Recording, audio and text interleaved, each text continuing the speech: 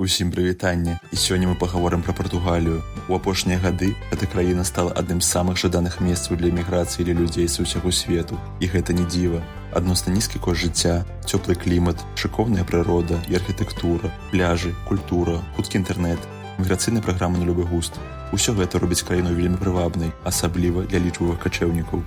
Сярод іншых плюсаў нельга не адзначыць і лакацыю Партугаліі на краю Еўропы, што робіць яе зручнай для працы як на Еўропу, так і на Амерыку. Плюс менавіта праз Партугалію праходзяць інтэрнэт-кабелі, якія злучаюць кантыненты. Гэта забяспечвае нізкую затрымку даных і вялікую прапускную здольнасць, і гэта актыўна выкарыстоўваецца транснацыянальнымі карпарацыямі. У апошнія гады колькасць прыезджых Партугалію не апускаецца менш за 100 000 штогод, што аказвае як пазітыўны, так і негатыўны ўплыў на краіну. Давайте разбірацца. Пачнем з плюсаў. Па-першае, Партугалія, як амаль любая іншая краіна Еўропы, мае нізкую нараджальнасць, якая не пакрывае смяротнасць. І калі б не міграцыйныя плыні, колькасць насельніцтва краіны змяншалася б. Але гэта не выпадак Партугаліі, дзе міграцыйны прыток перакрывае натуральнае змяншэнне насельніцтва. Так што насельніцтва працягвае расці, няхай за кошт прыезджых. Другое – гэта структура прыезджых. Калі не браць эмігрантаў з Бразіліі і іншых калоній Партугаліі, такіх як Ангола, Кабо-Верде ды іншыя, Партугалія мела і часткова мае вельмі шмат праграм па прыцягненню заможных людзей, такія як праграма залатой візы, ці атрыманне грамадзянства праз інвестыцыю ў мясцовую нерухомасць і эканоміку, ці праз нізкія падаткі на пэўныя віды дзейнасці. Цяпер асабліва папулярнай становіцца віза лічбавых намадаў, якая прыцягвае выдаленых спецыялістаў са ўсяго свету, у асноўным занятых у лічбавай сферы. Такая колькасць новых забяспечаных людзей вельмі моцна ажыўляе мясцовую эканоміку. У гэтыя людзі здымаюць офісы, ходзяць у кафэ, у крамы, купляюць мясцовыя прадукты. Таксама вельмі часта яны перавозяць сюды, ці ствараюць на месцы стартапы, што тварае цэлую новую інфраструктуру стартапаў і інвестараў у краіне. Таму не дзіва, што апошнія гады ВВП краіны пачаў вельмі добра расці і мае вельмі добрыя перспектывы на будучыню. Плюс мяняецца структура занятасці насельніцтва. Эканоміка Партугаліі становіцца больш падобнай на эканоміку краін 21 стагоддзя. Асабліва тренд на лічбавізацыю паскорыўся пасля ковіду, але ў лічбавай сферы стала працаваць нашмат больш людзей, чым гэта было б без пандэміі.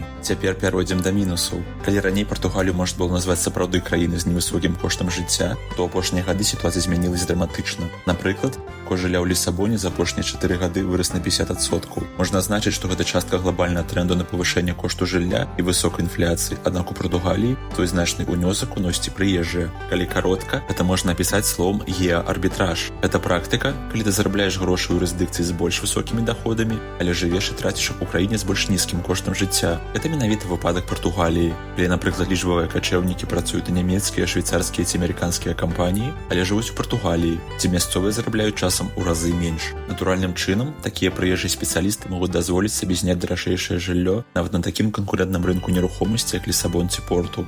А вось мясцовым такія гонкі зарплат не па кішэні, і гэта вымушае іх перабірацца з цэнтраў гарадоў, дзе яны нарадзіліся і жылі, у больш танныя лакацыі. Гэта калі казаць пра арэнду, але не лепшая сітуацыя на рынку куплі жылля. Партугалія мае найвышэйшы індекс суадносін кошту жылля да даходу насельніцтва сярод усіх развітых краін свету. Гэта значыць, што звычайнаму партугальцу нашмат цяжэй накапіць на ўласнае жыллё, чым, напрыклад, нарвежцу ці немцу, хаця і там сітуацыя з жыллём досыць напружаная.